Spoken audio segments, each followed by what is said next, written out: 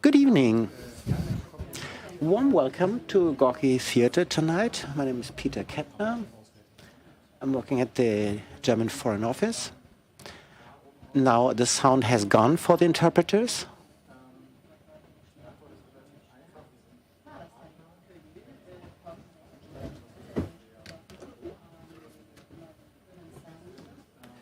We are partners of this series of events, and we're very happy why we're doing this. Has to do with the point that we consider culture and literature as a means to create spaces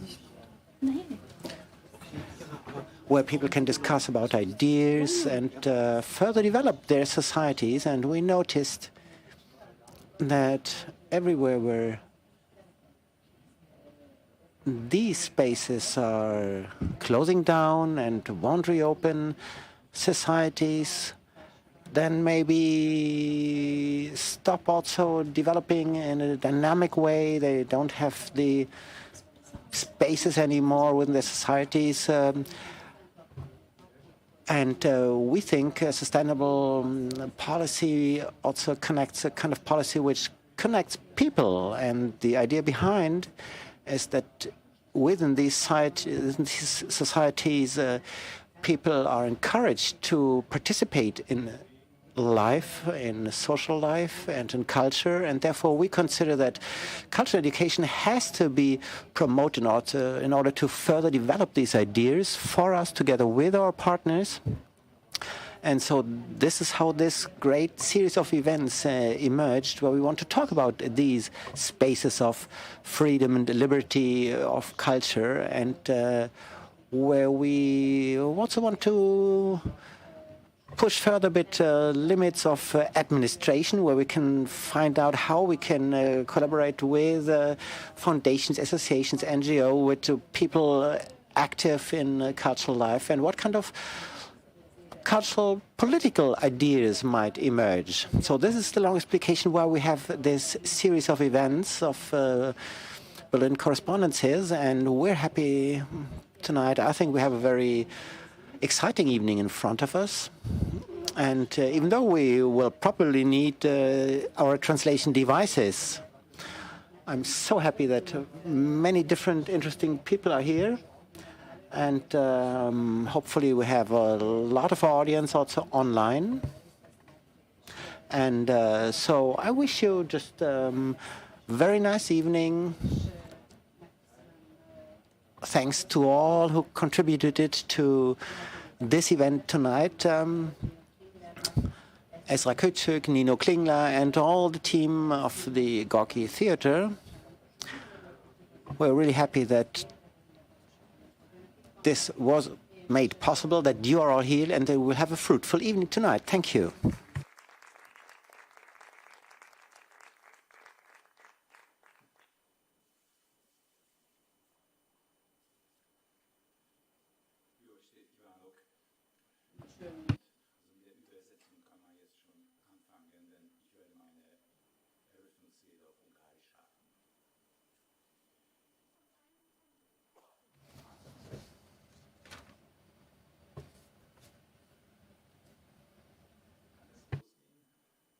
Can we start? Pontosan egy évvel ezelőtt, 2020. decemberében utoljára bementem a Színművészeti Egyetem kihat épületébe Budapesten. A 70 napig tartó egyetemfoglalás véget ért, az utca névtelen, az egyetem épülete előtt senki emberfia. Az üveghajtó zárva, csengetnem kellett. Egy kigyúrt biztonsági őr nyitott ajtót, egy kidobó ember. Korábban soha nem láttam. Köszöntés helyett rám mordult, mit akar itt?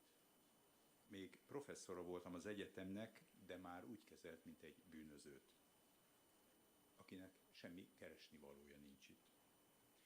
Pedig egy nagyszerű közösség tagjaként sokáig tanítottam itt. Színészeket, rendezőket, filmrendezőket, operatőröket, forgatókönyvírókat, dramaturgokat, távrendezőket.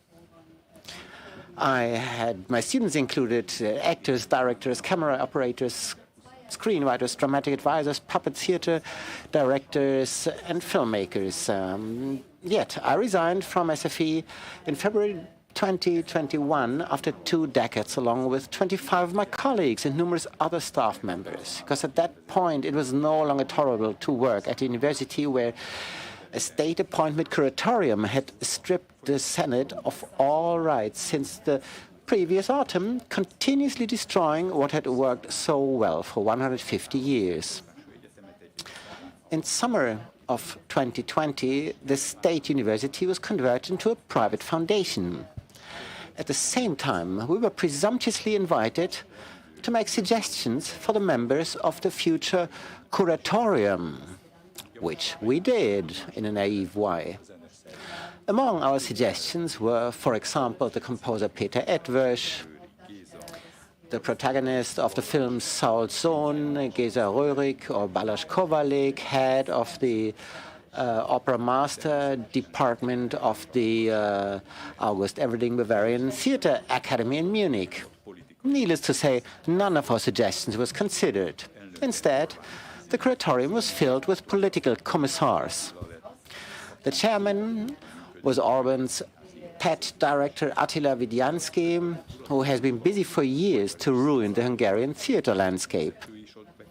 The 5-member curatorium also included CEOs of Hungarian and Slovakian oil companies, probably in an attempt to extend the concept of culture. The curatorium knew what its task was. The very next day, they began to dismantle the university.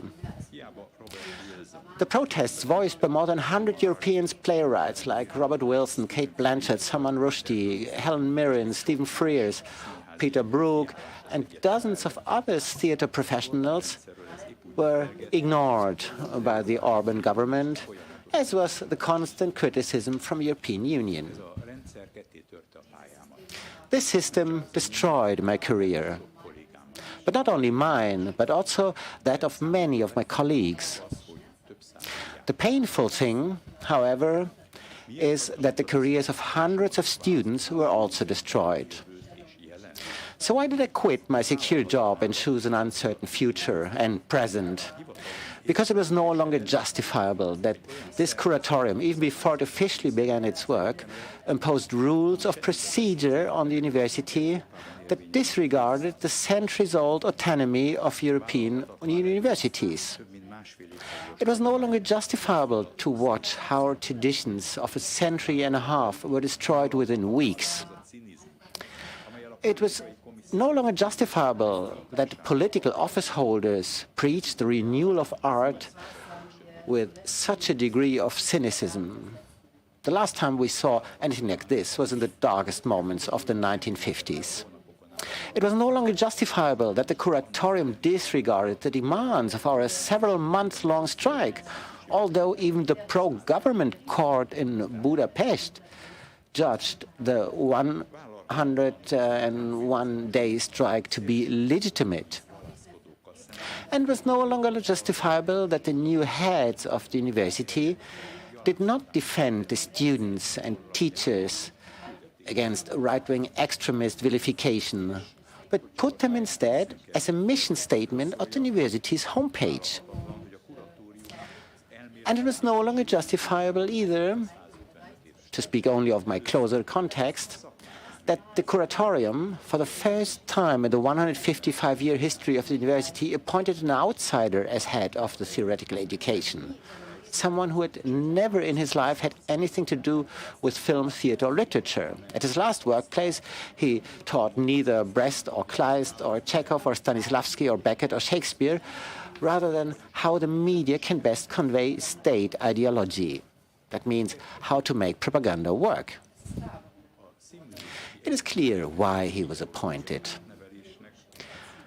The ideological re-education starting at the SFE must conform with the state expectations. Moreover, as proclaimed from the beginning, it must be Christian and, of course, national. Yet an attribute can be no more neutral than a photo or a poster. Since 2010, since the radical right-wing government has been in power in Hungary, the attribute national has become a very elastic to use. You can use it for everything. But it is a trap, because anyone who questions this attribute inevitably puts himself outside the nation, is no longer a member of it, and no longer has the right to participate in its concerns. So the attribute national can be just attached to anything. So what does the national mean for a country, asked Csandor Márai in 1944, towards the end of the Horthy era. His answer is still hauntingly true today. I quote, "Under the pretext of Trianon, an interest group aiming to protect feudal landlordism has maintained a system for 25 years that suppressed and withheld every aspiration for quality with the help of soft and not-so-soft terror." End of the quote. And since the Horthy era, just like the Orban era today, refers itself as Christian national, let us recall what Márai thought of this Christliness of this approach. I quote, Christianity, they said, and what they had in mind was a trade license acquired without any special training. Christianity, they said, and it had in mind the theft of Jewish furniture.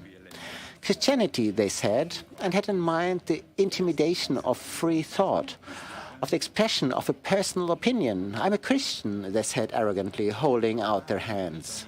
End of the quote. All four quotes of Márai are eerily topical, as if nothing had changed in 3/4 of a century. In today's Hungary, people loyal to the government can attain high positions by invoking their Christianity without any professional background, as also at the SFE. They do not steal Jewish furniture, but politics is still full of anti-Semitic overtones, just like the propaganda media with regard to the SFE.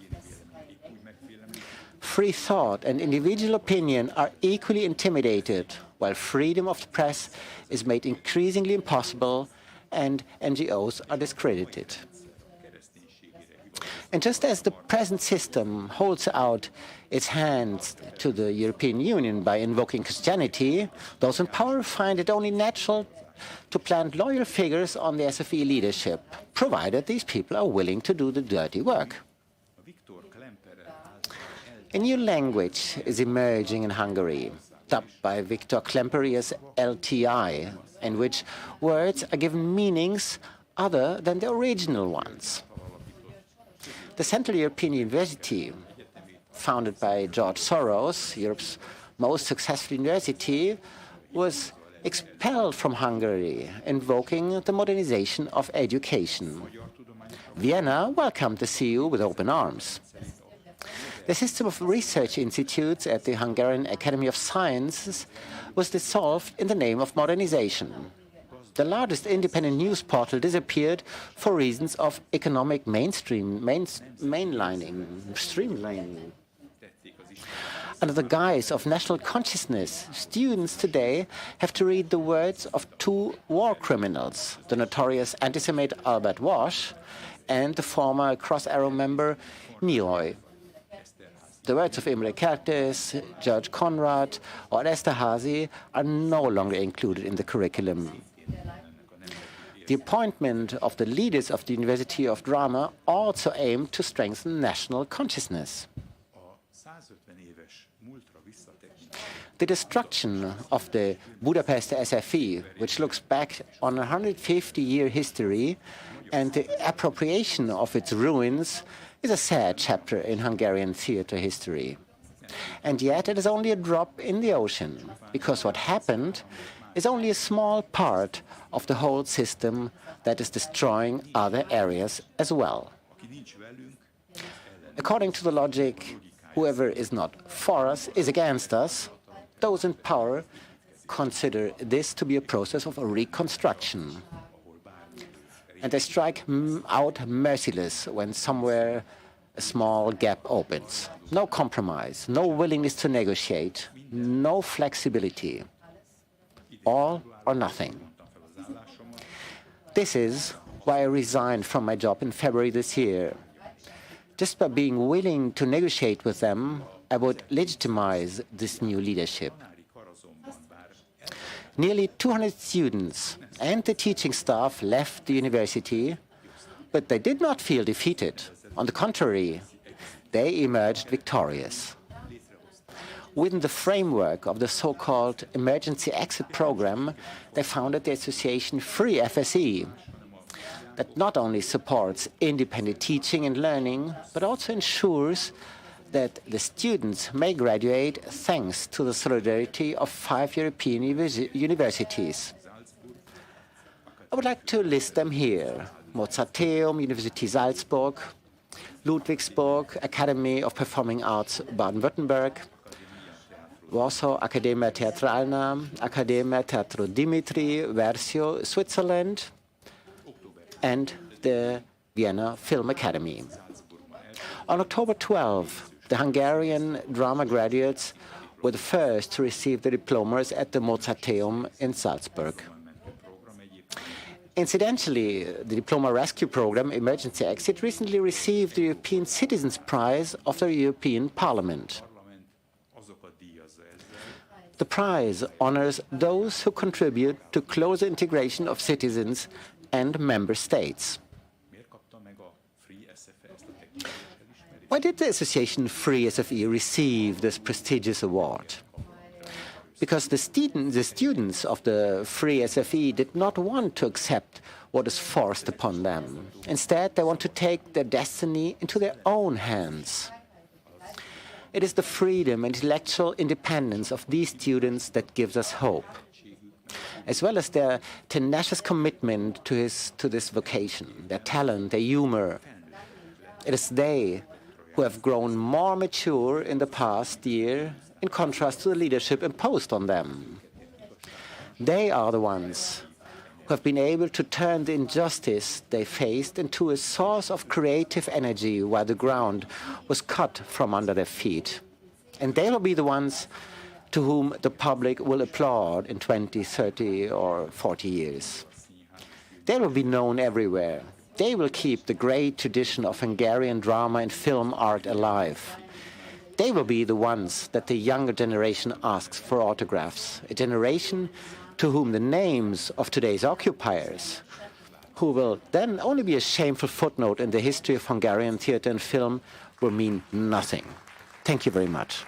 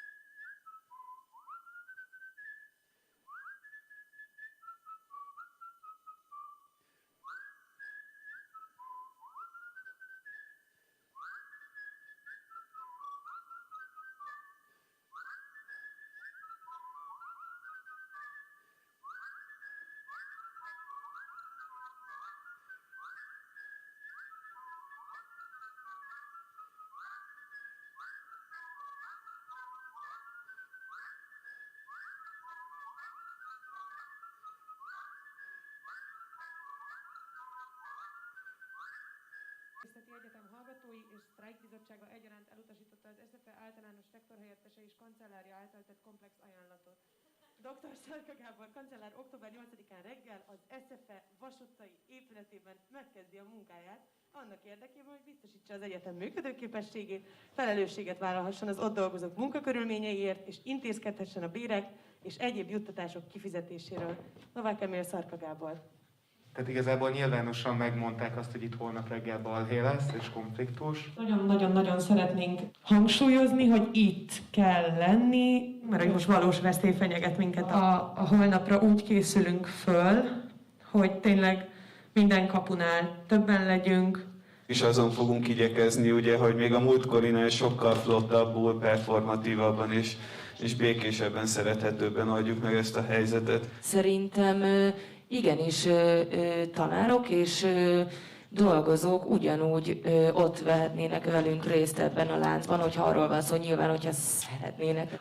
Csak tudjuk, hogy amit mi hallgatók tehetjük meg ezt úgymond a legkevesebb kockázattal ezt a fajta polgári engedetlenséget, nem más dolog a munkáltatódat nem beengedni, meg a nem is tudom micsoda. Úgyhogy szerintem nekünk kell, vagy abban a tudatban legyünk mi hallgatók, hogy nekünk ez az elsődleges, de bárki jön, az szuper és király, és jöjjön. Minden szempontból ez a jó, ha mi magunk védjük meg az épületet.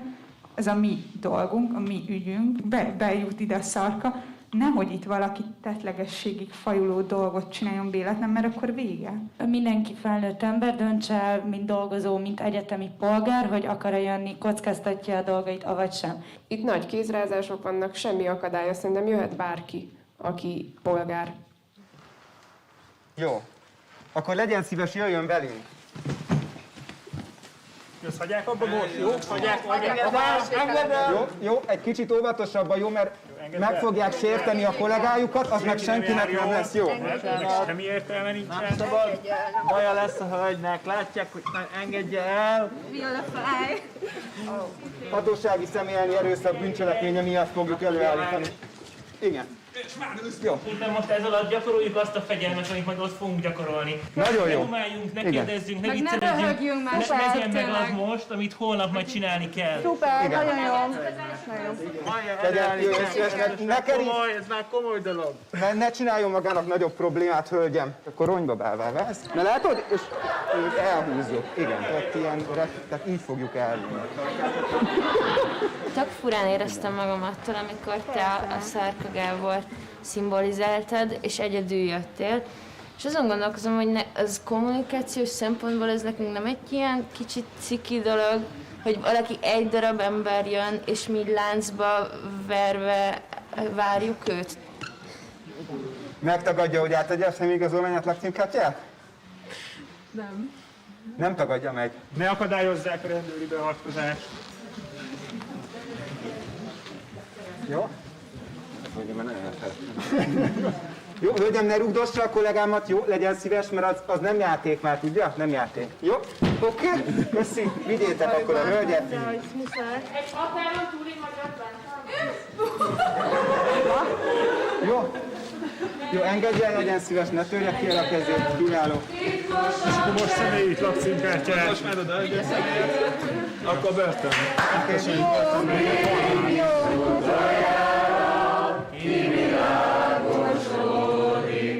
Hajnali 5-5:30 körül már készenlétbe kell lenni minden bejáratnál. Fel kéne vennünk, hogy mik a feladataink, most miket kell fixálni, milyen pozíciók vannak, mik azok a szabályok, amikben megegyezünk, és hogy hány ember kell hova. Ezen a kapun csak mondom, hogy tényleg legalább 37 dolgozó jöhet be egy gombnyomással az autójával, amit kurva nehezen ellenőrzünk, és ehhez javasolnám azt, hogy valahogy ne legyenek holnap órák, vagy már nincsenek órák holnap, nem tudom, hogy vannak-e, nem, szerintem ne legyenek.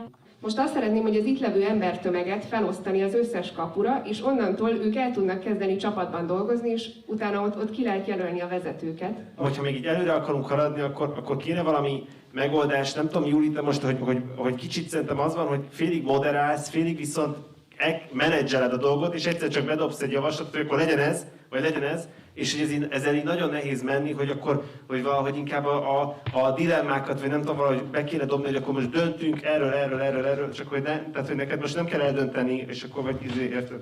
Bocsánat, megint picit belefolytunk a részletekbe szerintem. Azt kéne csinálni, hogy megszavazzuk a két legfontosabb dolgot, és aztán az a nem tudom én 15 ember, aki a részletek kidolgozásában érdekelt, az itt marad, egyébként meg húzzunk alul. Akkor így, akkor legyen az, hogy további tárgyul, meg így ilyenek, és most gyorsan lelérik 10 ember a kaput. Jó. Ja.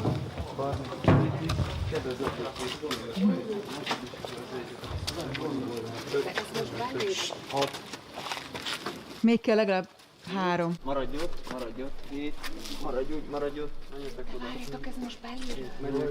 Belülről. Hányra jövünk ide reggel, de 5 órakor már állni kell. Készenlétben kell lenni. De ez egy szavazási kérdés, hogy készenléti őrség, vagy rögtön legyen őrség?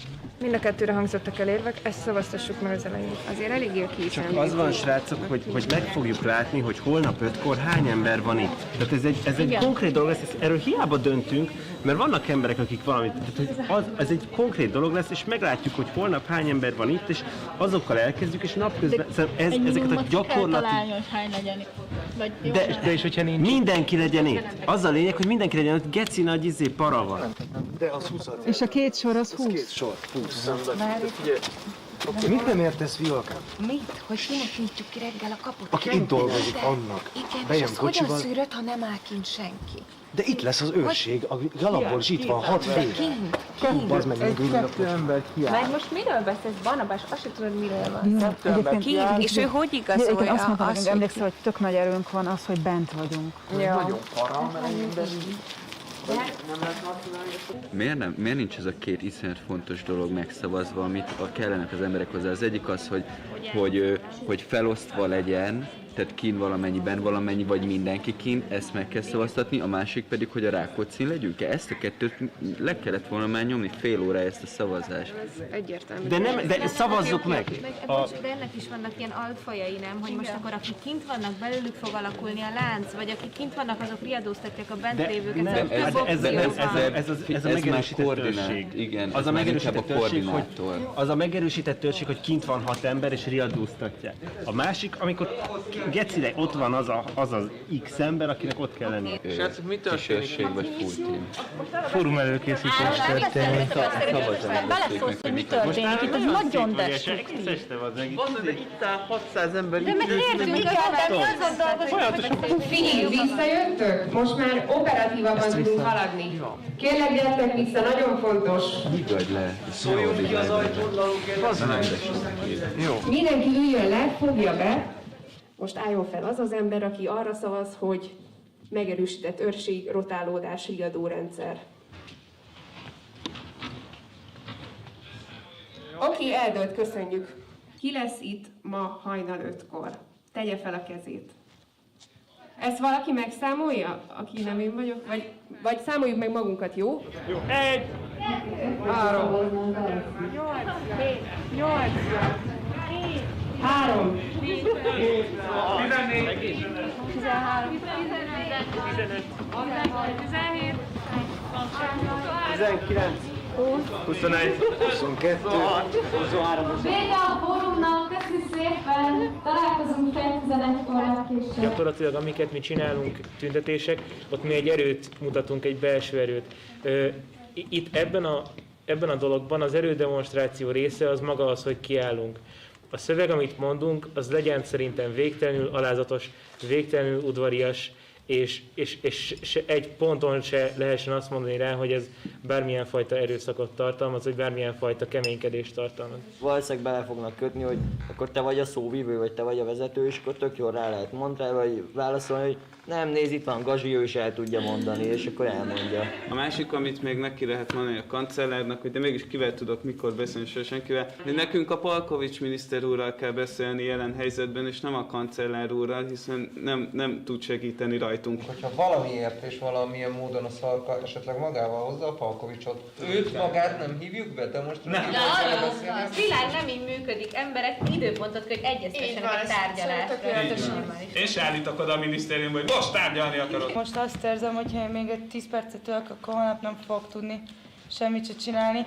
Úgyhogy én most csak azt mondom, hogy rám bármilyen szerepkört beoszthattok, írjátok meg egy szignálüziből, hogy mit csinálok, de most elmegyek aludni, és ez egy félig javaslat, hogy szerintem jó lenne még pár ilyen ember, aki ezt csinálja, aki menjen el aludni.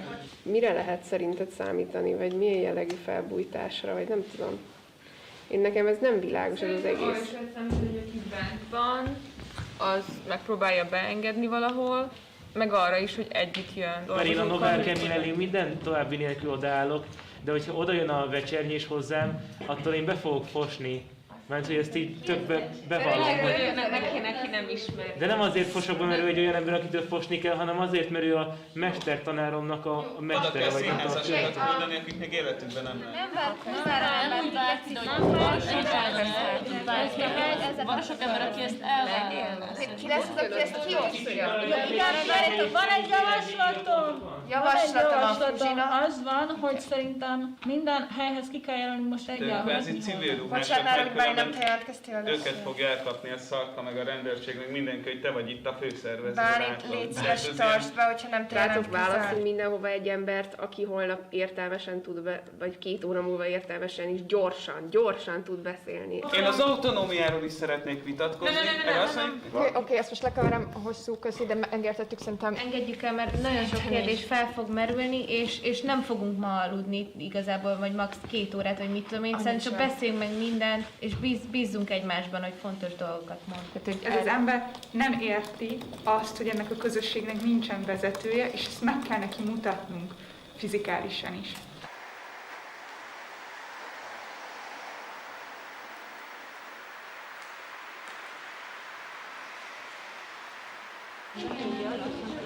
De ott nem tudnak bejönni, nem? De ott is van vészkijárat, ki lehet nyitni azt a vészkijárat. De hogyan? Nem, az a baj, hogy ez ilyen kurva hosszú, és hogy akkor csak ilyen vékony baszt tudunk csinálni. Ahelyett, hogy ilyen rendesen egymásba kapaszkodós tömb lehetnénk. Hogy ne itt a közterületen áll. Vigyük be az asztalsrácok a fehér vonalig, nem közterület.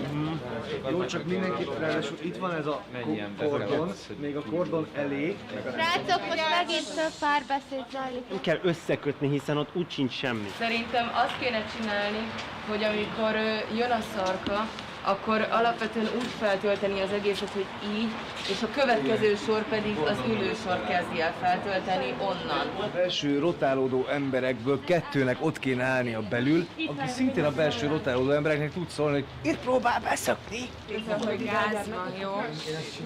Aki megbízható, ne itt beszéljük meg, hanem hogy menjünk be. Jó? Nagyon megbízható. Csak ne itt beszéljük meg. Kell nektek?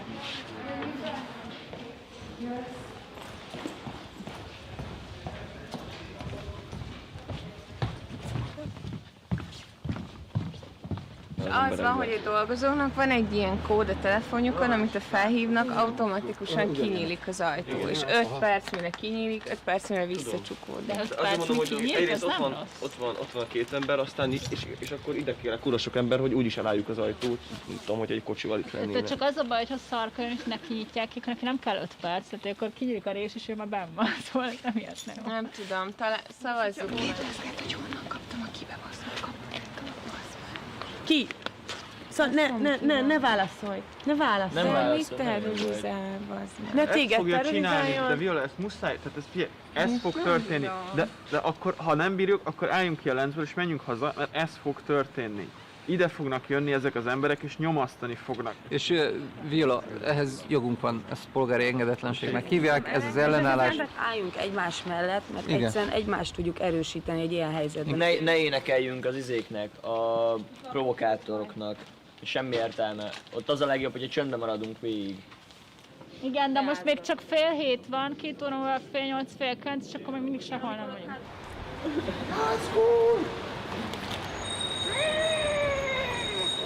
Sáladbas!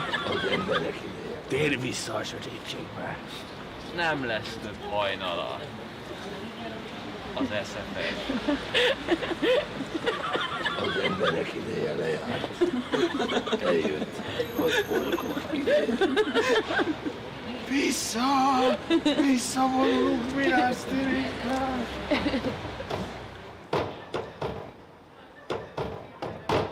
Visszakézből.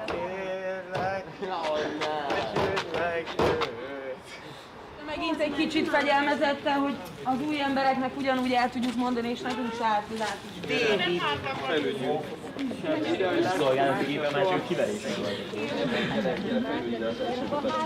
Nézzétek meg, hogy hova kell még ember. Jó, az ott egy király. Itt lakom. Benéztek? Immár a 38. napja hogyha a rektor be akarna menni a irodájába, és hogy hívják ezt kancellár, akkor hallanám a lépteit. Te vagy az utcsó védőbástyán? Igen. Védelsz? Igen. Te elég barikád vagy. De te Szóval, hogy lesz az ITM-nél ez a sajtótájékoztató, azon a performáló osztályon, tehát a fizikai osztályon, akik nagyon szép performance-al készülnek.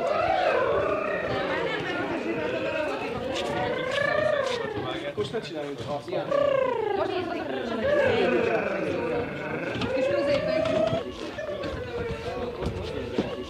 Szia! Bocsánat, a maszkot felveszem. Srácok, egy ember hiányzik tőletek, derítsétek ki, hogy ki az. Nem veszi fel a Liza. De hol a Liza? Tudjuk nélküle? Tudjuk nélkül, akkor Liza nem jön, hát nem tudom. Oké. Nem tudjuk, hogy hol a gecibe van, de nem veszik fel. Hát, de nekem 19 égen szól nekem. Jól jön? A sors kiszállt, a sors kiszállt. Szia, Kati! Sziasztok! Nincsen maszkom. Misi, srácok, Blahára megyünk. Misinél van pénz, hogy feljegyre. És Katyányig megyünk. Sékás! Nem? A Színház és Filmművészeti Egyetem hallgatóinak közleménye. Az ügyünkben eljárni illetékes Innovációs és Technológiai Minisztérium továbbra sem reagál érdemben követeléseinkre, melyeket egy tegnap éjfélkor lejáró ultimátummal tenne semmissé az alkotmányellenes törvény alapján kinevezett fenntartó által jogszerűtlenül kijelölt vezetőség. Eljöttünk ezért ide a minisztérium elé, hát ha így meghallanak minket odavenni.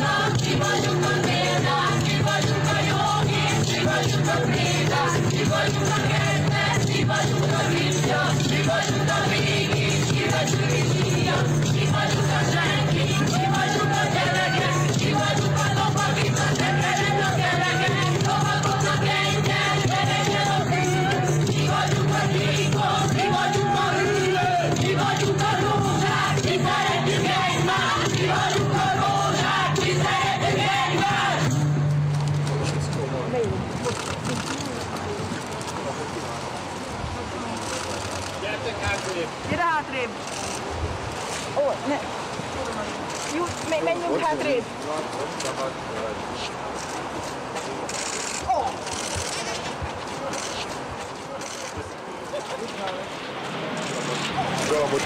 Megérkezett. Itt van Csató. Szépen. Nem tudom, hogy hozzá tudok-e férni az ajtóhoz. Menj hátrébb. Mert szeretnék bemenni a munkahelyemre. Igen. Jó napot kívánok. Jó napot. Nem tudom, hogy jelenleg most mi a helyzet, kivel tudok beszélni, tárgyalni. Jó. Szeretnék kérni valakit, hogy a közösségből valaki mondja el, hogy kivel beszélhetek. Esetleg, hogy név szerint ki az, aki vállalja azt, hogy nem enged be most ebbe az épületbe. Ezt szeretném megkérdezni, mert ez nagyon fontos. Ön esetleg meg tudja mondani, hogy miért nem enged be? Vagy a hallgatóságnak nincs senki nevezett vezetője most. Hát igen, az a probléma, hogy nem is olyan régen, az elmúlt napokban ugye az volt velem kapcsolatban azért, hogy katonai múltam van. Ezzel szemben itt vagyok békésen és nyitottan, és velem szemben felsorakozva, elég katonás rendben a fiatalok, és senkit nem tudok megszólítani név szerint, hogy kivel tudok beszélni arról, hogy én most bemehetek-e abba az épületbe, vagy nem, vagy bemehetek egyáltalán? Nem. A hallgatóknak nincsen kinevezett vezetője most, úgyhogy nincsen megnevezett személy, akivel tárgyalni lehet a hallgatók köréből. De ha tudták azt, hogy én ma ide jövök, akkor miért nem jött ide az, aki az arcát is vállalja ezzel a dologgal kapcsolatban? Ha jól látom, itt elég sokan vagyunk, akik vállaljuk az arcunkat az ügyel kapcsolatban. Jó, én most megmutatok egy fényképet. Megmutatok egy fényképet azzal kapcsolatban. Akkor nem mutatok meg egy fényképet. Az a lényeg, hogy ott az irodámban, nem messze innen, több tucat dokumentum áll, várja készen, hogy aláírjam. Ezek között nagyon fontos szerződések, teljesítésigazolások, pénzügyi dokumentumok vannak. Ennek következtében én most, ha ide nem tudok bejutni, ezeket sajnos mai nap folyamán nem fogom tudni aláírni, és ezért az, aki ide küldte önöket, annak kell vállalni a felelősséget, és ezzel kapcsolatban szeretnék, kérem szépen legyenek már egy kicsit nagyobb tisztelettel, jó? És szeretnék felolvasni egy közleményt, ami szeretném, hogyha végighallgatnának. A Színház és Filmzeti Alapítvány Egyetem közlemény, a Színház és Filmzeti Egyetem közleménye. Bejelentem, hogy a Színház és Filmzeti Egyetem, kérem szépen legyenek már egy kicsit nagyobb tisztelettel meg. Szeretném, hogyha ezt mindenki hallaná. Bejelentem, hogy a Színház és Filmzeti Egyetem körül kialakult helyzet megoldása érdekében az SZFE új vezetése által felajánlott párbeszéd és megállapodás lehetőségét a megegyezésre nyitva álló határidőben mind az egyetemfoglalók, mind a munkavállalók sztrájkbizottsága elutasította. A mai napon az egyetemfoglalók ellenállása miatt nem tudtam megkezdeni feladataim ellátását a munkavégzésem helyeként kijelölt Vas utcai irodában. Az új helyzetben az SZFE fenntartói kuratóriának egyetértésével az alábbi nyilatkozatot teszem. 1. A mai alkalom is bizonyítja, hogy minden erőfeszítésünk ellenére az egyetem legitimnek kinevezett vezetése a hivatali munkavégzésben akadályoztatva van. Az egyetemfoglalók által birtokba vett épületek működéséért, az abban folyó eseményekért és az ott folyó oktatási tevékenységért az egyetem vezetése a mai naptól nem vállal felelősséget. Az egyetemfoglalást nem tartjuk a véleménytárgyalás legitim formájának, ezért azt elutasítjuk.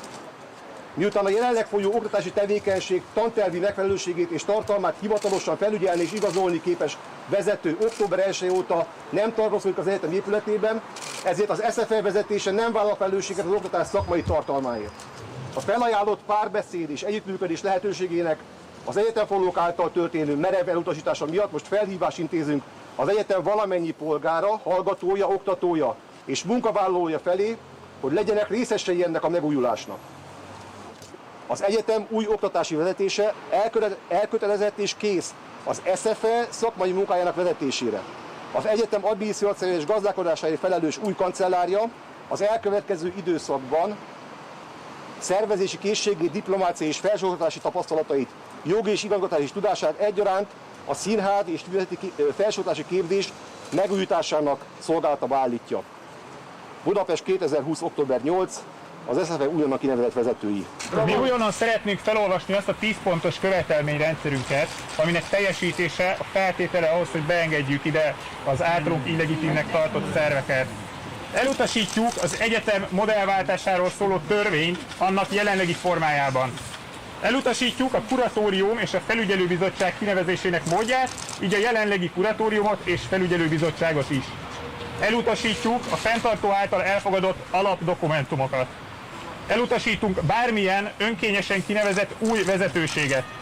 Követeljük a szenátus jogköreinek a visszaállítását, követeljük a lemondott szenátus által megfogalmazott alapdokumentumok elfogadását, követeljük a jelenlegi kuratórium lemondását, követeljük, hogy az alapítvány alapító jogai ne kerülhessenek át az államtól az alapítványhoz.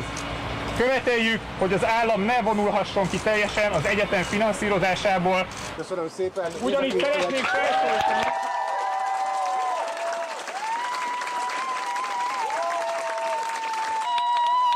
Nem tud megszólalni. A követelésekre. Ne hagyjátok meg, hogy ezt tapsoljatok. Ugyanígy szeretnénk felszólítani arra is, hogy az elvégzett munkát fizesse ki, mint kancellár. A dolgozóinknak a bérét ki lehet fizetni. Azt gondolom, hogy ennek semmi értelme nincsen, úgyhogy én megköszönöm mindenkinek, hogy eljött és türelmesen várt. Még meg szeretnénk kérdezni, hogy akkor miért jött ide, hogyha nem aláírni ezeket a dokumentumokat? Azért jöttem ide, hogy bemenjek, mert ha nem tudok bemenni, akkor nem tudok aláírni. Tehát úgyhogy én nagyon szépen szeretném megköszönni a munkát. Azon a kérdés, hogy ezek után mit lehet még tenni, vagy mit tud még tenni?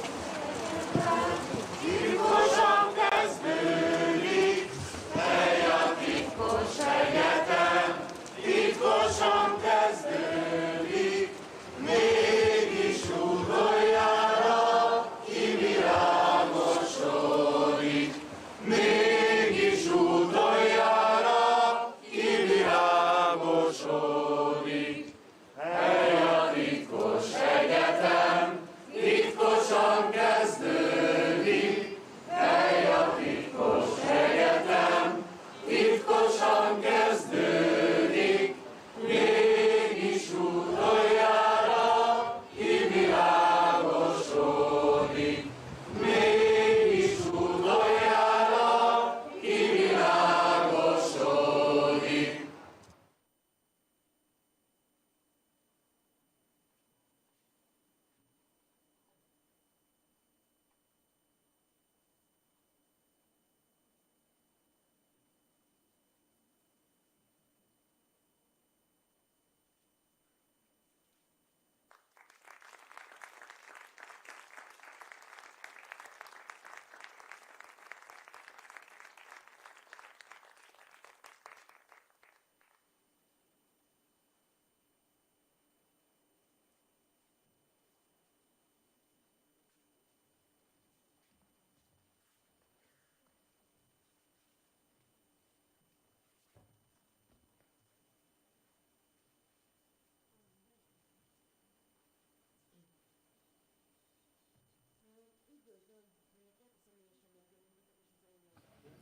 Welcome to all of you here who have come personally to the theatre.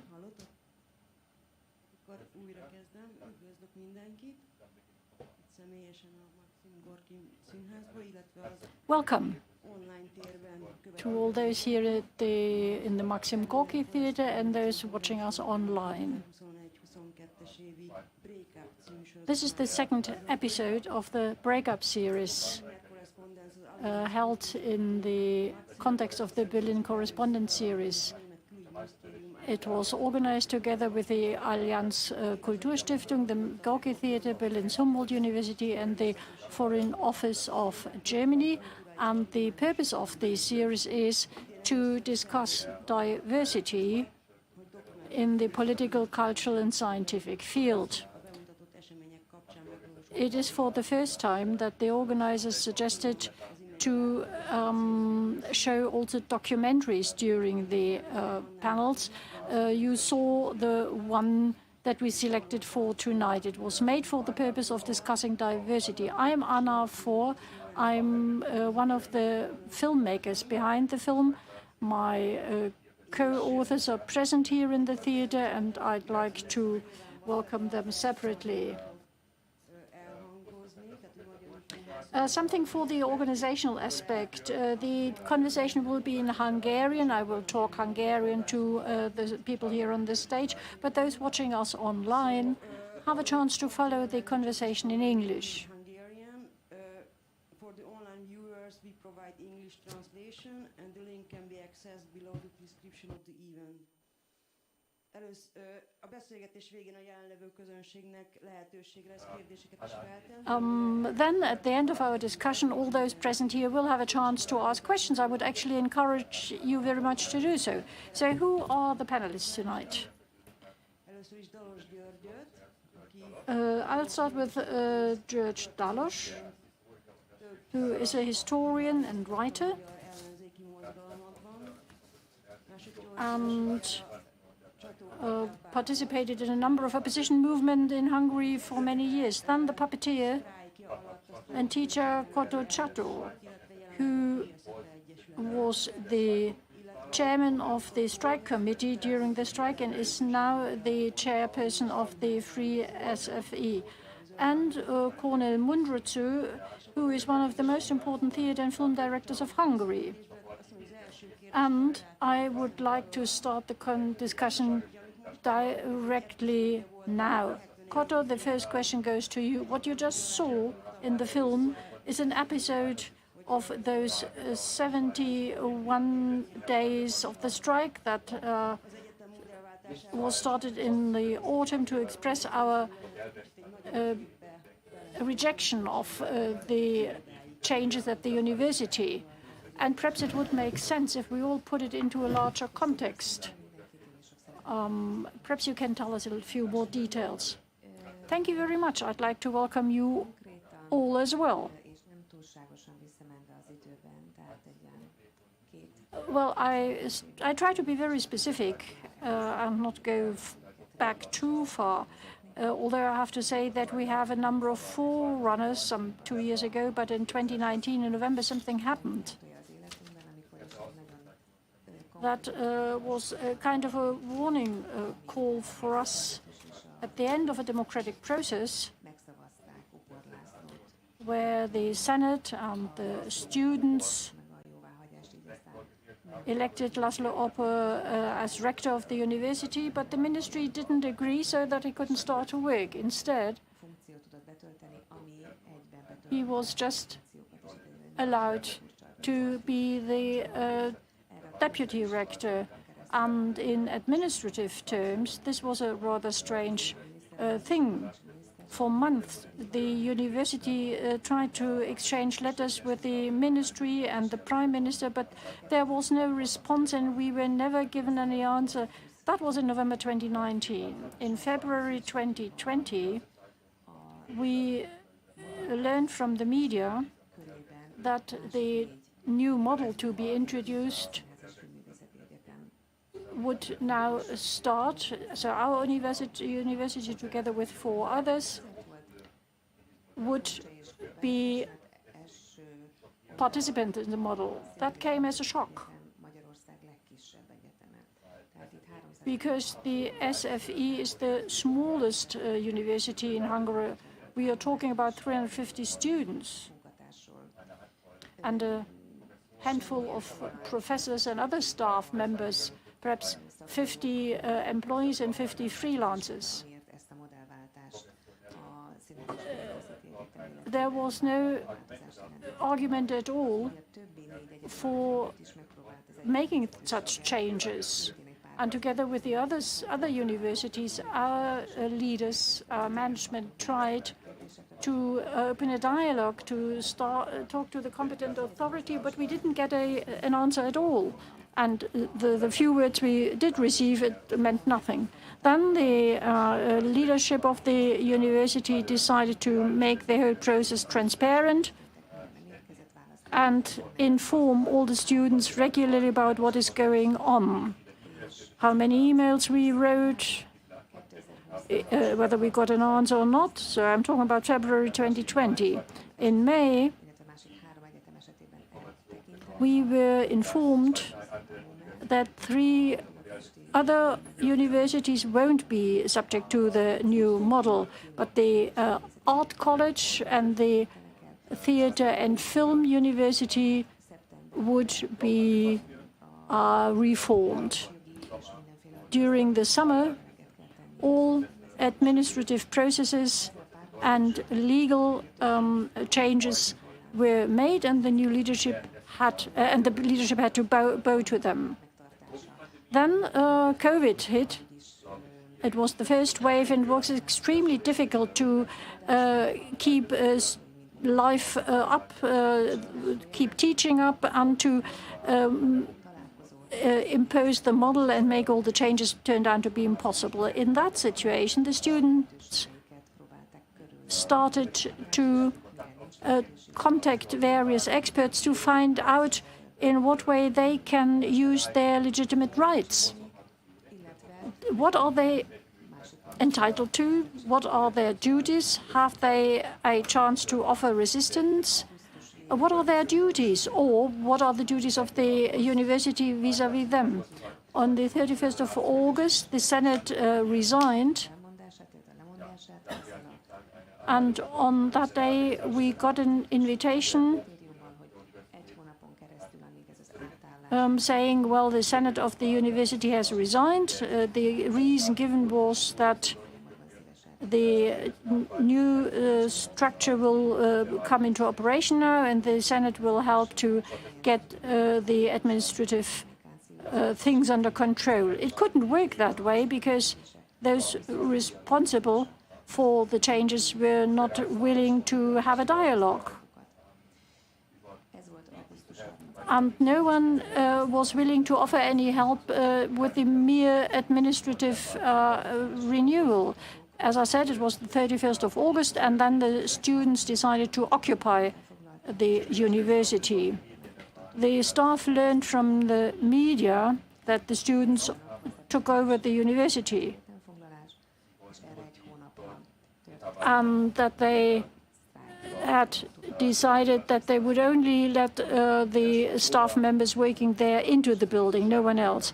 On the 1st of October, we started to strike. Unfortunately, the occupation of the university had to be ended because of the COVID pandemic, because the number of people infected was so high that doctors told us it wouldn't be safe to carry on. So we tried to organize resistance and opposition online in the virtual sphere. However, there was no chance to meet the new leadership, to sit together at the same table, because it never came, it didn't respond, we didn't see anyone. So the employees felt completely left alone by the new leadership. The occupation of the university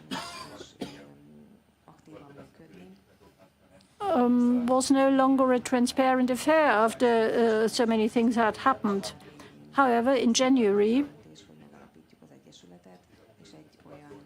we saw that the situation had become intolerable, so we decided to set up the association called FreeSFE, and we adopted a statute that says we are a registered association, we are completely independent of politics. We distance ourselves from all political movements, and in February there were agreements concluded with other universities abroad, and then the majority of the staff members resigned from their jobs and joined the association. And the students also decided in large numbers, most of them, to go over to the association. That was really very detailed, but let me take a wider view. So I would like to ask György, how does it go with today's cultural policy aspirations of the present government? You live relatively far away from Hungary. What's your view of Hungary now? What is happening there in the field of culture and education and schooling? Well, yes, you see in cultural policy exactly the same thing as in the rest of politics. It's about control and domination. In 2010, when the second Orban government came to power, there was a meeting shortly before Orban's election victory. He spoke of the beginning of a new era. He said something like, it's more like a change of government, but it's less than a change of system. They call it a system. They call it the system of national cohesion. The word system has a negative overtone in Hungarian. People don't like the word system. In pubs, they had a brawl and one asked them, the other, don't you like the system?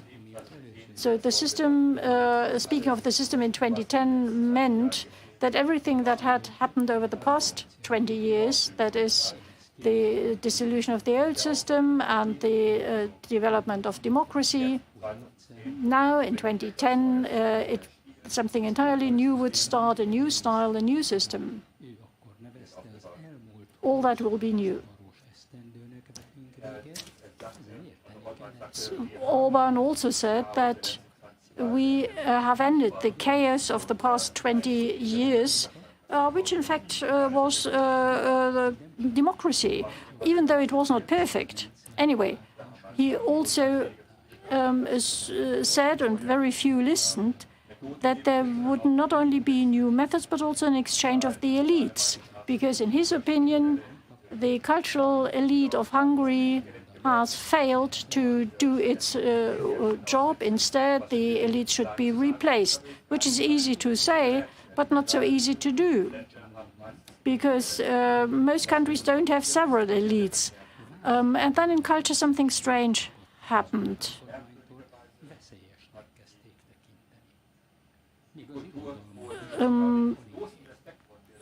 The government treated the field of culture with a great deal of respect, actually. And it was clear that the government believed that culture had to play a huge role. And it kind of expected that cultural activists would take a stand, would take a position. That was the most important thing about a systemic change in culture. There were two parts. There was a cold war of culture. Who is not with us is against us, just as my colleague Földényi said. Just that the cultural right is considered as part of the nation, is promoted. And the other thing is that the cultural activists had to take a stand against Europe. From the very beginning, theater and film producers suffered from that. Where the state had played a huge role, all these areas suffered, which is sad, because after the system change of 1990, we had thought that that time is over, that the state will no longer interfere in content, that the state designs what is national, what is Christian. We also heard that Christianity has become just an ideological slogan. When you want to know about Christianity and national content, and when the state dares to say what is right and what is wrong in Hungarian literature, well, the head of the Museum of Literature said that 80% of Hungarian literature can be thrown out because it's decadent, westernized, and whatnot. And the state criticized the production of books. So all that had to culminate in the scandal over the SFE, and that's the only good thing, that it was a scandal and that there was resistance against it. I remember one more thing. I don't know whether all our viewers know that. In your younger years, you were engaged in a similar conflict with the government. there was a Maoist trial. You were sent to jail for a while, and you were barred from publishing for a while. So I would like to know, when you look at the current situation in Hungary and when you remember the situation then, can you see some similarity or is it something different? What do you think when people start to compare the two systems? Is it more difficult to offer resistance now? Was it more difficult then? Were the consequences tougher or what? Let us go a bit back and share your experience with us now. Well, how should I say? I don't want to exaggerate my role in a position. I was a bit forced in a way. I came from the grassroots. I was supported by the system at the beginning, but then at some point I really felt confronted with lies, and the system understood that I wasn't the real supporter of the system, and so for a short while I went into prison, and it was forbidden for me to publish. There were 2 books which have been forbidden, and I was quite happy when I gave the first interview in 1991. I thanked to the communist cultural policy, actually, that they avoided 2 of my books, so to say, and because you needed to have certain skills of writing that people really forbid you. So this was a quite clear system, in difference to the system nowadays. The system at that time didn't even pretend to be a pluralist or a multi-party system. The system at that point didn't say everything is allowed. They just said allowed is what they allow. So there were no space for illusions. And of course, culture had parts which by the system in this time were tolerated or accepted. And so in this sense, the film was the only medium which suffered a formal censorship, because theater and literature, I mean, the director really had to think well what he will put on stage, and then play with the possible associations the audience will have. So it was a kind of game. You would go to a theater, watch a play of Peter Stein, for example, and you exactly knew how to understand certain lines. So it was a very peculiar intelligence of the audience which was required at that time. The world nowadays is totally different, because the culture has a different position nowadays. Maybe it's strange, but I couldn't even imagine nowadays that without any, you could live without any of these digital devices, for example. At that time, it wasn't even sure that you could get a landline telephone. So it was really a totally different level of communication at that time. And on one hand, there are parts which are really comparable between the Orban and the Kata era. There is this kind of ideology which is not honest, and if the system pretends to have certain principles or convictions, except for just clinging on power, and that's interesting maybe for aesthetical reasons from my point of view, because what do I have to do with a system I don't live in? I live 900 kilometers away from them. It's not my business, but it is still my country. It's where I come from, and it's dominated by the system. And I would be happy if my country would learn to really gain their own freedom. And what the young people do in this film, well, of course it doesn't make sense only to talk about freedom. You have to live up to freedom, and I really hope they will be successful in that. Well, I hope this is not a secret, but 2 of you here on stage decided not to live in Hungary as people active in the culture. And you also, Kornél, you also left Hungary, and I would like to ask you, do you see a difference between Germany and Hungary in that sense, and how important is for you your own Eastern Central European identity living here in Berlin?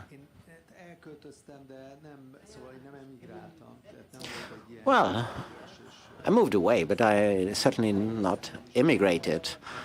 There was no inner explanation for that. I still have everything in Hungary, and I don't want to pretend to be a victim. It was really my own decision and nothing to do with the pressure. The pressure I might have felt in Budapest, maybe, but still, I can say I'm getting up every morning quite happily, going to my workplace here, and I couldn't have this feeling for quite some years whilst being in Hungary. My work connects me with the international sphere in a very intense way, and this is what I was doing in Hungary, and it was more difficult. It was just halfway financed in an independent level, and there was very little support from the public sphere in my work. And, well, the identity of a person, this is not a question of decision-making. I feel deeply European, Central European, East European. My roots are in Eastern Europe. And this is nothing dynamic or flexible. This is nothing you can decide upon. But still, my being European meant to be a problem for me in Hungary now, and here in Western Europe now I had to learn a new culture, and that's nothing euphoric, but it requires a lot of communication, and it's really hard work. You have to understand how a theater works, which culture is a base of a country, which kind of characteristics the inhabitants of a country have, what is the system. A well-functioning democracy is a very complex system. It's a very finely tuned instrument which in the best case might move in one or another direction, and in the worst case just will fall onto one side. And what I'm working on for the last 15 years is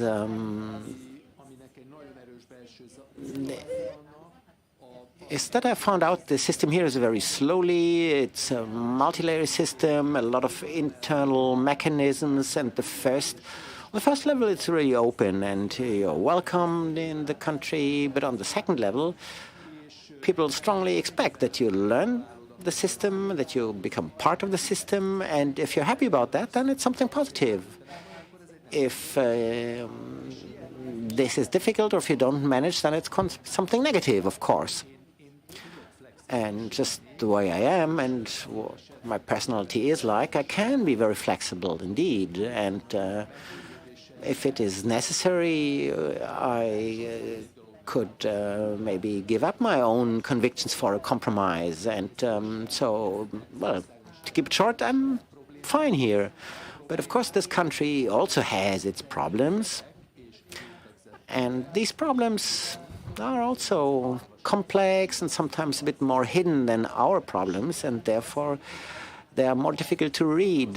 And so my task is now to understand this. And concerning the situation in Hungary, as a cultural worker in Hungary, the situation is very difficult for the people, because you don't have a state without art, but there's no art without a state either. And this kind of symbiosis is dominated by the political sphere and the scope, how far really politics have an influence. This is decisive for the activities of an artist, and you have to decide or take decisions about really how to exercise your free art. What are you allowed to do, what you can do, and this is a very uncomfortable position for every artist. I feel relatively privileged I'm not dependent of the Hungarian state, but still I'm feeling with all those, I'm very empathic with all those which are dependent on the state, what I'm allowed to say, what not, what can I do, will I get the funding or not, and in this framework you have to decide how to preserve your dignity, your honor, that I don't sell myself. And this is the question, where is the limit? And I think that the Orban system bears a high responsibility in the fact that they really put all this weight on the artists, and they have to cope with that.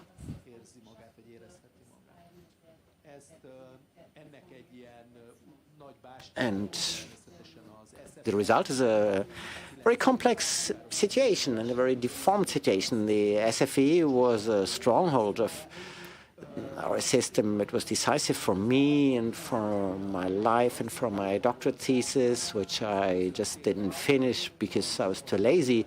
But it was a space where you, intramuros, you could really feel free, and it's really painful that this doesn't exist anymore. You even voiced your solidarity with SFE. You were not the only one who raised his voice in solidarity with the movement, which I think is very important. By the way, I was also there when the university was occupied, and what was the saddest moment for me was that it was a rather marginal thing. We didn't manage to really create a solid base to get things moving. If all students in Hungary had demonstrated their solidarity with us, we might have achieved anything, COVID or no non-COVID. But we didn't, and I really regret that. So it was very important to get solidarity from outside. You did so. You wore a T-shirt with FreeSFE when your play premiered in Venice. I think it was in September during the film festival in Venice in 2020. That was when we wanted to demonstrate our solidarity. We really have to thank you for that. No, I don't think you have. The world is a rather multi-layered phenomenon.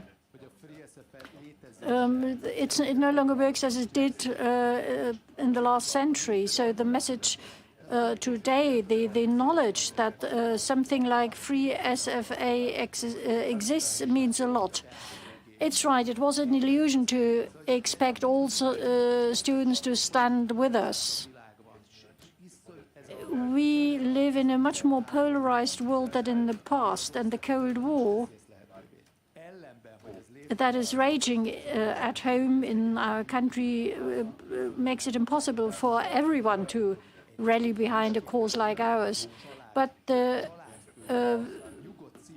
very situation that the university works, that someone can take their degree abroad, that people say to their sons and daughters, go to SFE, you can take a diploma there.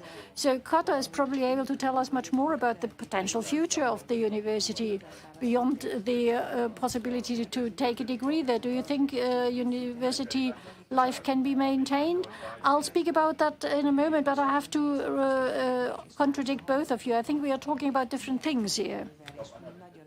I think Anna talks about how it was to be involved there, seeing that the students shouldered this enormous responsibility and fought for something.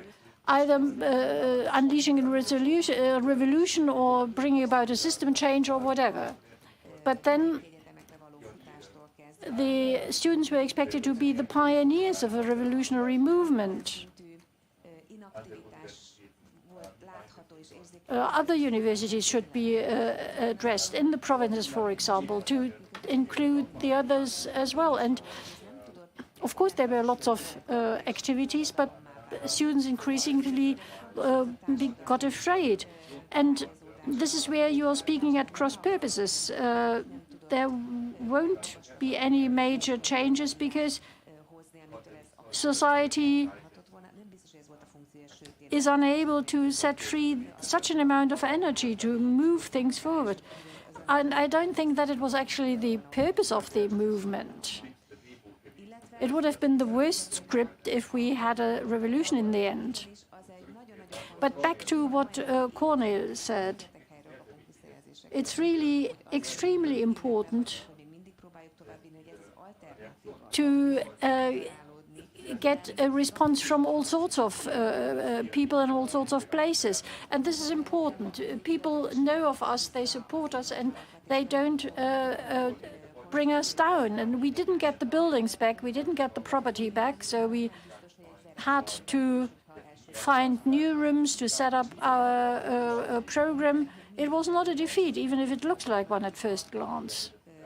I think that the alternative that we now have is still something you can feel very strongly. So, and now I'd like to answer your question about our future.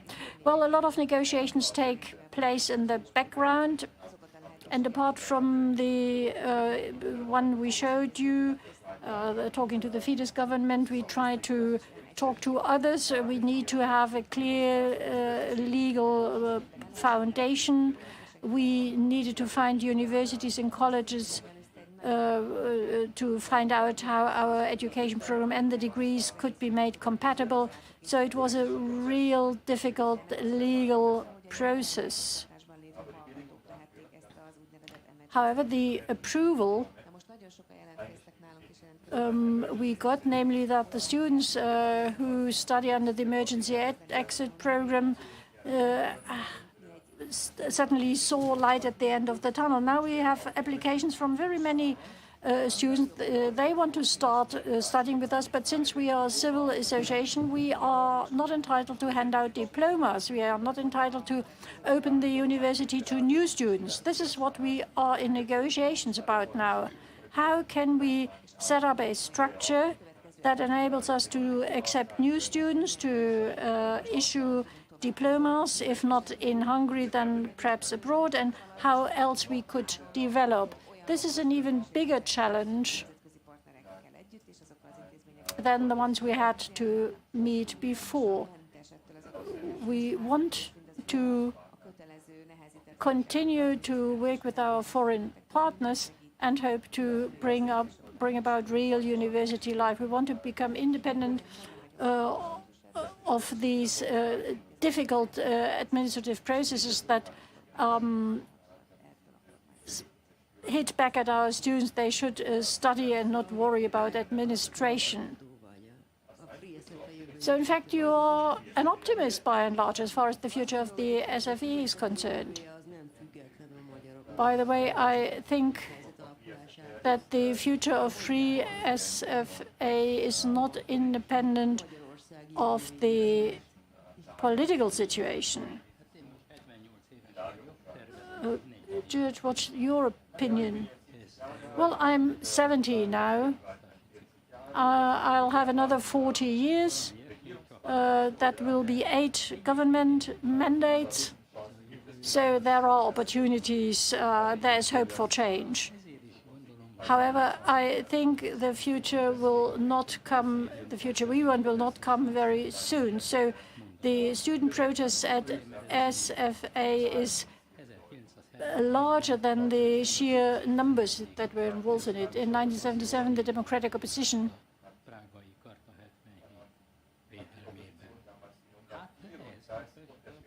collected 34 signatures to support Charter 77 in Prague. At the time, the party won 99.9% in elections, so numbers don't mean anything, but some do. In the cultural struggle that the current government is waging against society, it's the first time that things don't go according to the government script. Before it all started, they didn't expect that the whole thing will be stretched out as we see now. In 2020, in September, I started to participate in demonstrations, and I was really surprised. I thought that the government will not go like that for a long time, but they did, and the demonstrators as well. What makes me optimistic is that it has become a European concern. The events have spread beyond the Hungarian borders, and the media reported about it. It's not because there were good pictures to show, but because a network set up. A network that rarely works when you look at literature or sciences. So, and what do I think about Hungary's future? Well, first, it has to do with the future of Europe. You need to wish Europe luck if you want to wish Hungary luck. The difficult processes that we see in Europe exist not only in Budapest and Warsaw, but also elsewhere within Europe. The truth is that all European societies need to think about what they may have done wrong. The original idea of Europe of 1989-1990 needs to be revived. People, particularly politicians, need to be reminded of it. You need more imagination. No matter how successful we were or are, Hungary will not be able to decide what is happening in Europe at large. So the complexities are bigger, and we need to think on different levels. And Hungary must make sure that this wonderful statesman does not become similar to other statesmen we had. Because just look at Minsk, when only violence remains your last argument, then you see scenes like those. And then you look at Sarka walking in and believing he's the best and strongest man, and then he retreats. Well, I have to say something on numbers, but FreeSFE has now 200 students, 140 of them work under the emergency exit program. 20 of them have received their diplomas. In the summer, one class graduated in Ludwigsburg, 10 approximately, and 9 got their diploma in Salzburg. And we believe that we will again have exams in the autumn, and more classes will graduate. And now a few more students in adult education. 6 staff members are there, 4 are employees and 2 are freelancers, teaching just 4 hours. All the others teach free of charge. They all work in an honorary commitment. The association is based on the work of the honorary staffers. It's not just about what we have to do with all these developments, but it's also about what we have to take over. The students who started to study 3 or 4 years ago need to graduate, and this is what we see as our task. Well, it was important to listen to you, because I suddenly remembered that I also think that this is very important, the occupation of the university. I mean, at least we have tried. At least we have tried to stand up to the powers that be. And I think that's going to be like that forever. I won't play that down. But the daily routines are a threat to anything. Just as Kata told us, people sacrifice their existence for something to work, to run well. I think it can work for a while, but it can't work like that forever. This is why I said that I'm completely depressed, and it's very sad that there has been no broad-based social support for all that. The last year, for me, was characterized by very strong enthusiasm, because this movement was a very strong one and the expectations were considerable. However, I also saw once and again that we were left alone, that we left to our own devices, that people lost their job. This is not just a financial problem, and you can't compensate it by saying, well, but you defended a worthy cause. There are also a lot of human aspects involved. In the beginning, I said that I would like to open a conversation with the audience. I think that's the moment to ask the audience whether you would like to say something or comment or ask a question. A hand is up over there. Do we have a mic for the...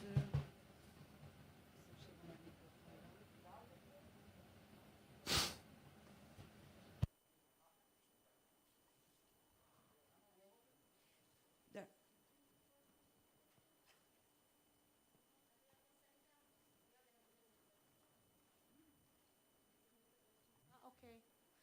Hát akkor folytassuk itt, ahol abba hagytátok, hogy ezt miért nem...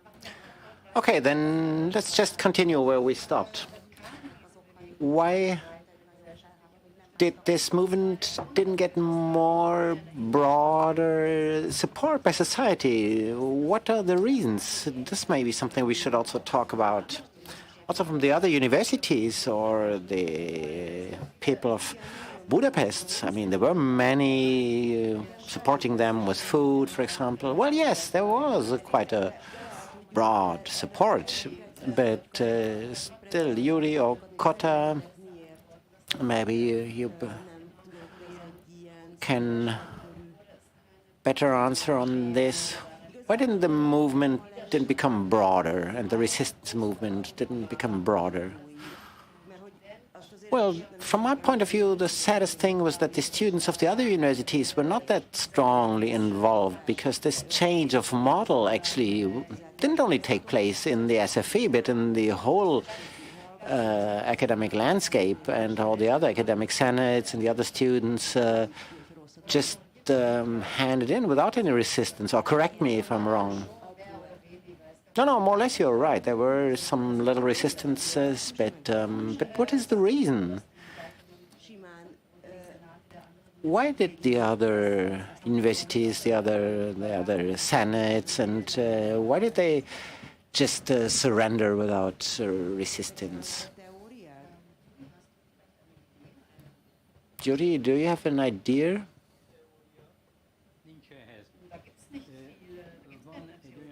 Well, it's not about theories. There is the psychological momentum which comes when you just run out of patience. Then nothing helps anymore. As long as people still have patience, then government can try whatever they want. And they will always manage to get out of their homemade problems now. Currently, the Hungarian government is at cross with half Europe, but I'm quite sure that in medium terms this is nothing good, because, I mean, not only because we won't get any more money, currently we don't have that problem, but Hungary can't be in a position in between Russia and the West, which it's not prepared for. Historically, Hungary belongs to the West, and especially from 1989 on, for sure. And this process cannot be maintained without consequences. And patience is always a special thing. Let's take the 1960s in Western Europe. There was well-being, freedom, democracy, and then all of a sudden, because of the food in the university restaurants, there was a big uprisal among the students against the system. Yeah, that was the way it was. So I would rather give an answer from the different angle. I would rather put the emphasis on the fear. An instrument what is used by the government is money. They promise so much money, and in the SFE now, they try to lure teachers with such high salaries. This would be one of my answers. But at the same time, I want to contradict myself, or maybe just add that we wouldn't have gotten so far without any support and help from outside. We had lawyers who helped us pro bono from other areas, and without this support, we wouldn't have been able to afford this. Also on the legal level, we got so many offers from interpreters and from other professionals, from other NGOs, for example, or like the Central European University. They let us use for free their premises which you can use, and so we really have to underline that we were not totally left alone. Or here, the Allianz Stiftung, the foundation, they also help us a lot. Otherwise, we wouldn't be here today. This is also part of the truth. Why we didn't get this support and help from society, and what the other universities did or have not done, I don't know. It was not only the universities. I'd rather start with the different organs within the university structure, which are not able to give any positioning when the problem started. But there were universities who had an advantage from this change of model. In Europe, for example, this change of model was brought a lot of financial advantages for this university. So the model itself is not wrong by definition, but it doesn't match with our country and to this amount of students. And in one university, this model still has not been imposed yet. So I think the story is not so just black and white, and we're not totally left alone. The situation has one very interesting aspect, just as György just described it, from the 1960s in the Kata system. It was very clear who was thinking what. You know how to read between the lines, and you knew how people would behave in front of the state, and you exactly knew how to get along within your framework that you can make your life. And today is different. And it was a very important experience to me that while these few hundred students occupied this institute for 71 days, we got an enormous support. We can't see that in the film, but we got everyday help from people who brought us food and cigarettes and everything we needed. So we just posted something on Facebook, what we needed, and the next day it was there. If we organized a demonstration, then 10,000 were there. And the psychology of that is that we, as the participants, believed that what we were doing is an important and visible, will have an important and visible result. And I think it was a very noble cause, but still we have to state that nothing really has changed, and I can't feel actually that this enormous amounts of energy and work had brought any fruits. Maybe I'm just pessimistic, or maybe this whole thing really affected me, but I don't see that it brought real results. And for some reason, this really makes me very, very sad, especially that we didn't get more support from society. I don't know which better results would have been possible. Of course, the pandemic made everything more difficult. Maybe we would still be in there if the pandemic wouldn't have taken place. Maybe we would still occupy the university, but I don't see a solution for the situation. There is a question.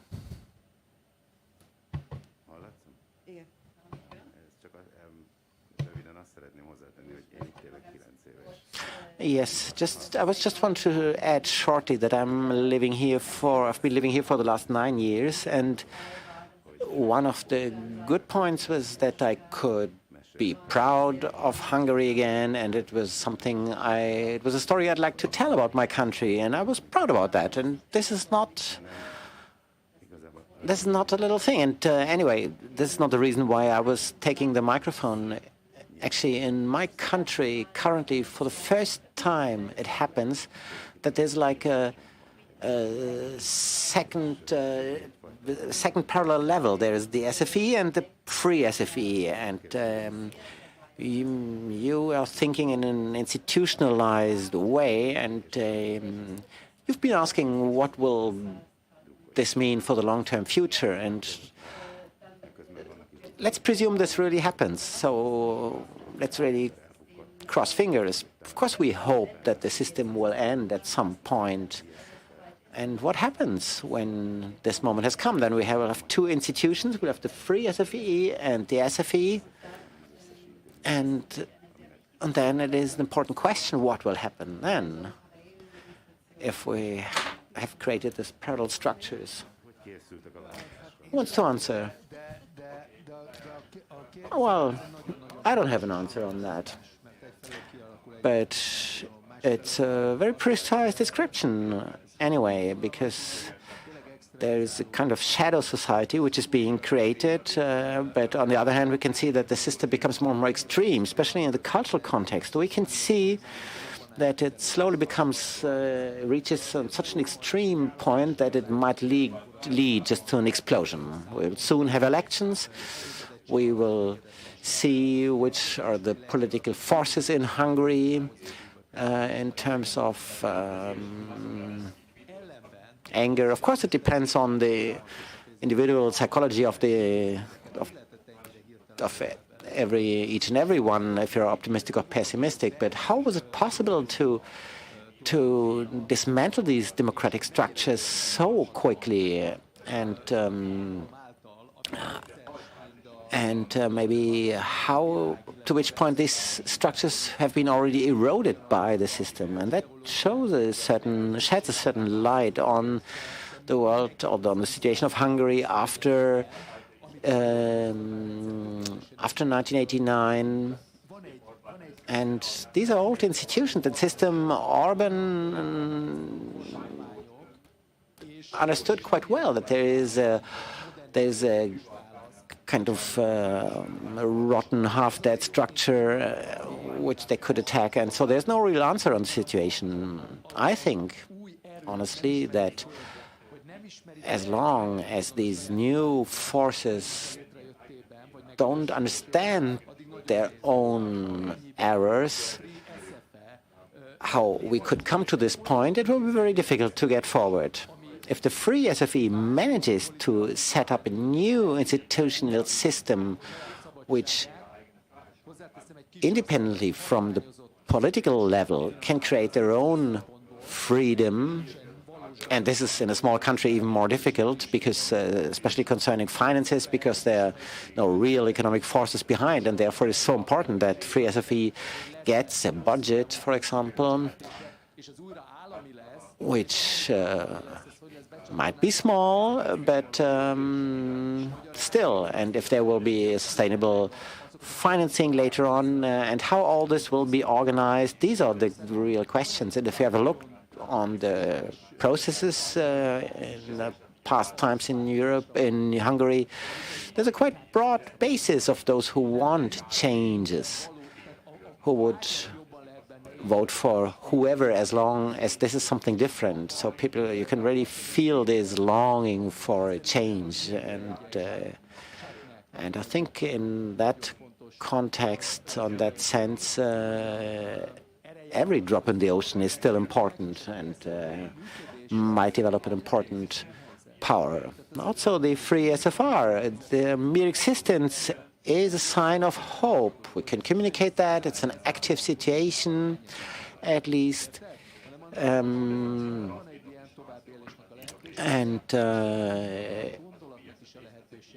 So free SFE could be something really sustainable. They have modern thoughts as a basis.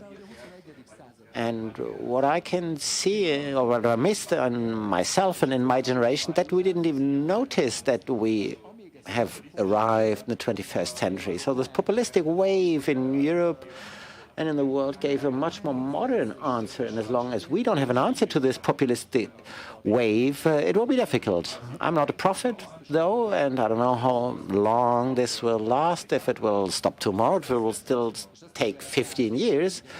But with the spirit of the 20th century will not overcome this, that's for sure. And we can see already that those who are the generations who are newer, who are younger than the 20th century, they will maybe find the pathway out of this. So the modernization of these institutions will gain great importance on what Hungary will look like in the future, but also in a larger context, how our European vision will look like. And because this is an old thought of mine, that Hungary is just an example, which what's going on in Hungary is more or less present also in other countries. There are countries where they have a bigger basis, these forces, like in Poland. But these forces, they're everywhere present. In France, the AfD in Germany, and also Macron is not that far away from populism. And not even to talk of the new right of right-wing extremists of Le Pen. So it's a question of the responsibility of the West, how they will deal with the East. It's easy to say, and we're in the West, we're fine, and the East are the extremists. So what can I say? Hungary and Central Europe and the whole region, and its situation is difficult. And we can talk about percentages or whatever, but it has large consequences also on the West and the situation. And this enormous stability which emanated from Germany, well, we could say Merkel had a certain responsibility that this stability was really to be felt. So this is an interesting question. I would like to ask you, Kata, whether you would agree with that. What about polarization in Hungary? And, well, we just said either you are here or there. You cannot be on two sides. There's an enormous abyss between the two.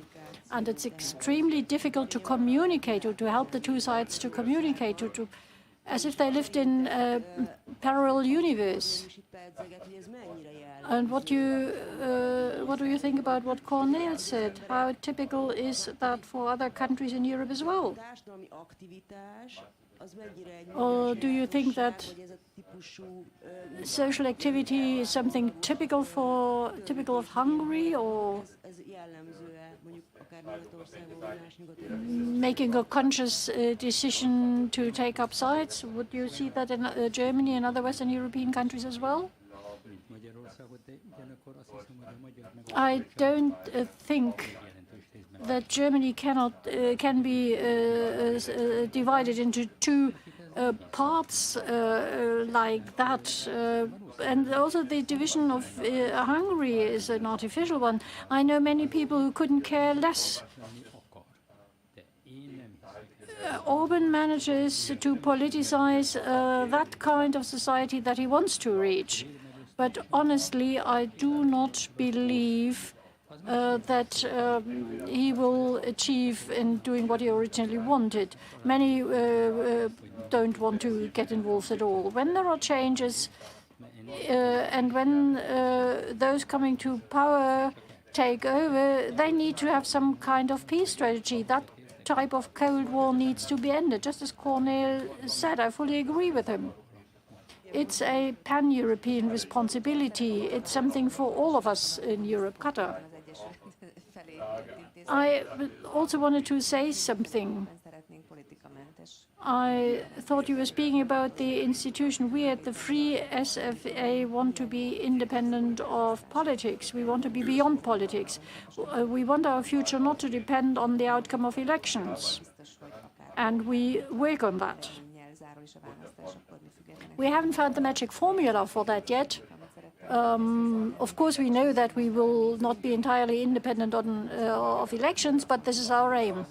And there's another idea I want to voice here, because I find it important. It is very sad for us to say that the opposition doesn't have any concept for culture at all. It's not about how the two institutions could work alongside, or whether they should merge, or whatever formula is acceptable. We have no idea what the opposition actually wants to do in the field of culture or in the field of education. So we are not the ones to answer that. We will continue on our way. We will try to be very continuous without breaks and disruptions and as independent of politics as possible. But as far as policymakers are concerned, how they define culture, that's beyond our competence. And we want to get involved there. Communication, of course, is important. We find it important that we are still willing to have a dialogue. We would like to contribute our experience. We do not want to distance ourselves from politics, but it's a matter of fact that the opposition is not open at all.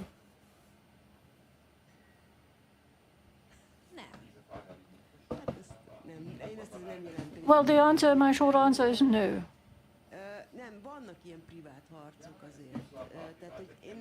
There are some private struggles. I personally do not believe that we have an ideal situation. It would be ideal for the situation to stabilize, and would be ideal for the university to regain its former status. So that would be an ideal solution for me. Kata says, no, we don't agree in that respect. No, I want something completely different. I think it's very important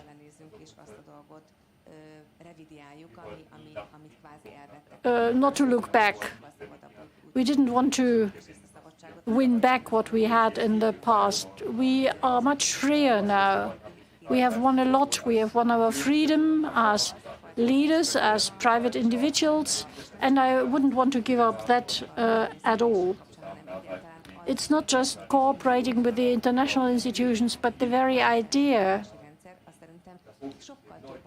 to redefine the system of higher education will open many more doors rather than just winning back what we had. By the way, in that building, nothing is happening at all anymore. Yes, but I do think, Kata, that the two sides could be reconciled. Of course, we can't turn the wheel back. Whatever happened to SFA, it cannot be reversed. You would probably also be happy to have a normal university career, not just to have 4 volunteers supporting you, to have a real structure, to have a real team. But of course, I understand that you don't want to give up your freedom. No, structures are important. It's not something that I don't care about. Perhaps structures even narrow our freedom. So it's difficult to say either yes or no. It's not black or white. We shouldn't look back. Nevertheless, we should look ahead and widen our perspective for the future. There was another question up there.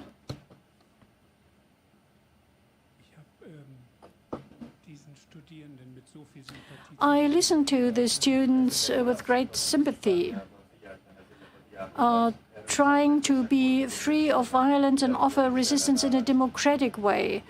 And they didn't want to introduce a hierarchy in their resistance, which was interesting because it hit back at them because they couldn't speak in one voice. I used to be university president for many years, and I have a question that relates directly to the university. I read in one of the newsletters that the students and the teachers wanted to have autonomy as a space for reform. So what kind of reform were these before Orban clamped down on it all? They didn't want to fight for the status quo. They wanted to achieve something else. What is it with regard to their own university, the way it was at the moment? And the complexity and the tension of the conflict, I think, cannot be understood without knowing that. Quite irrespective of the policy. Of course, it all has to do with policy, but obviously there was a need for change within the students that the students themselves saw as well, and where they wanted to use the space they had for reforms. And I would very much like to know what these would have been.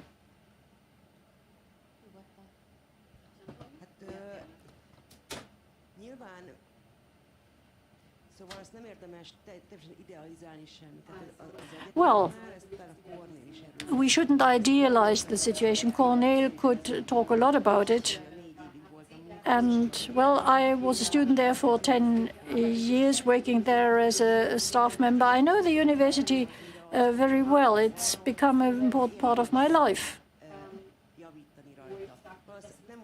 However, there were lots of things that I thought needed to be improved. Of course, it wasn't an ideal place. The occupation of the university was a very important and interesting experience for me, because it was a big start. To answer your question, I would say that the biggest change was that the rigid hierarchical systems were tackled in an attempt to change them. We wanted to have a bottom-up democracy where the deeply rooted roles between students and teachers, the traditional setup of a classroom, all that can be changed. In a university of the arts, it's an actually liberating experience, and this is the power of SFA. The students are an active part of organizing the course program. It's not the teacher saying you have to learn this or that from this or that textbook and recite it in your tests. It's a much more organic, dynamic process. I think when you study art, this is a very liberating thing. May I add something? I think the question can be divided. The autonomy, the initiative from the bottom up, that László described when he started off as a deputy rector, these democratic processes, such as electing the rector or other internal processes, show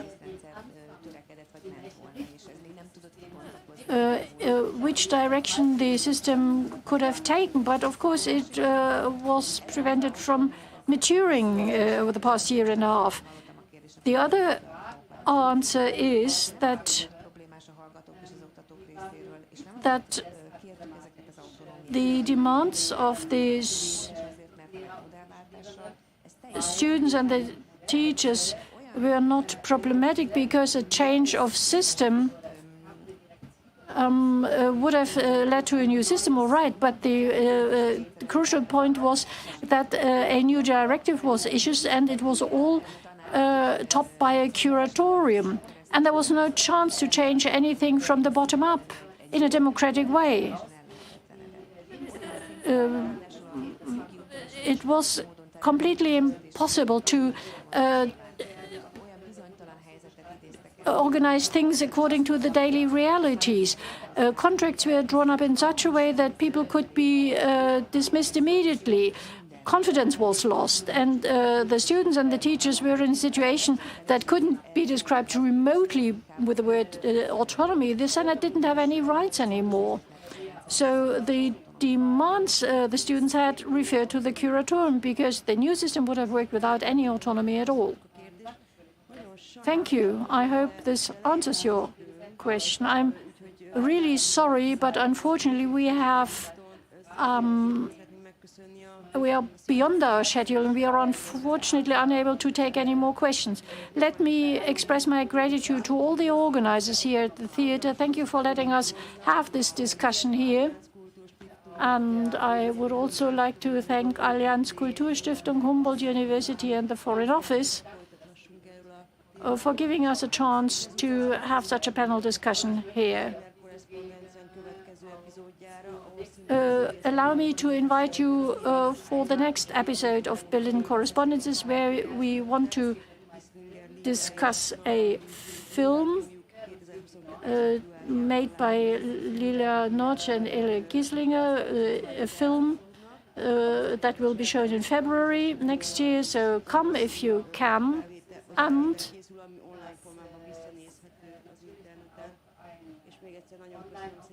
we also will have an online version of that, so you can watch it afterwards. I wish you all the best. Stay in good health, and thanks for coming here tonight.